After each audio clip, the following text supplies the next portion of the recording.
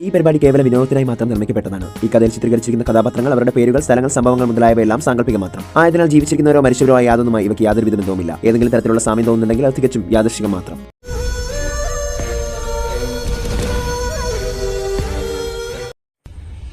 ജ്യോതി വീട്ടിലേക്ക് ചെന്നു. സമയം 5 മണിയായി. എല്ലാവരും വീട്ടിലെത്തി. ജ്യോതി അവൾ സംരക്ഷിച്ചു വെച്ച ആ രത്നം അവിടെയൊക്കെ അന്വേഷിക്കുകയായിരുന്നു. ഈശ്വര, ഞാൻ എവിടെയാണല്ലോ വെച്ചത്, ഇപ്പം ഇതെവിടെ കാണുന്നില്ലല്ലോ. അതെ, ആ രത്നം അവിടെ നിന്നും കാണാതെയായി. അതാരെടുത്ത് കാണും? വീട്ടിൽ നയനയും ശരണ്യയും മാത്രമല്ലേ ഉണ്ടായിരുന്നുള്ളൂ. ഇനി നയനെങ്ങാനും എടുത്ത് കാണുമോ? കാരണം ആ രത്നവും അവളുമായി എന്തോ ബന്ധമുണ്ട്. അതുകൊണ്ടായിരിക്കും അവളുടെ ചിത്രം ഞാൻ ആ കൊട്ടാരത്തിൽ കണ്ടത്. ഇനി ഒരു വഴി കൂടി മാത്രമേ ഉള്ളൂ, നയനയുടെ മുറി അന്വേഷിക്കണം. അങ്ങനെ ചെയ്യേണ്ടി.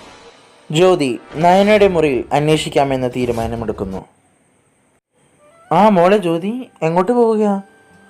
ആ അമ്മേ, ഞാനേ നയന മാഡത്തിൻ്റെ മുറി ഒന്ന് വൃത്തിയാക്കാൻ പോവുക. കുറേ ആയി അവിടെയൊക്കെ വൃത്തിയാക്കിയിട്ട്.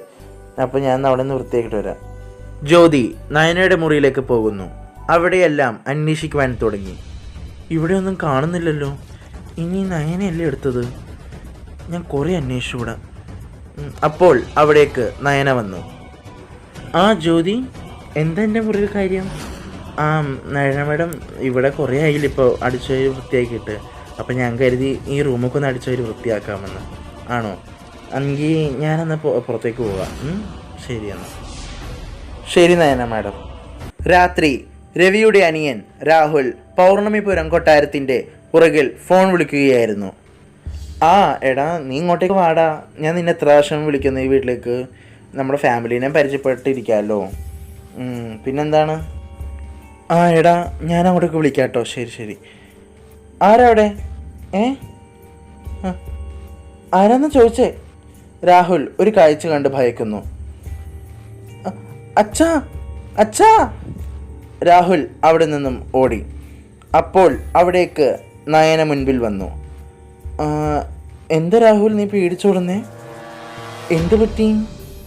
നിന്റെ ഓട്ടം കണ്ടാൽ നീ ഏതോ ഒരു പ്രേതത്തെ കണ്ട ഓടുന്ന പോലെ ഉണ്ടല്ലോ. എന്തു പറ്റി?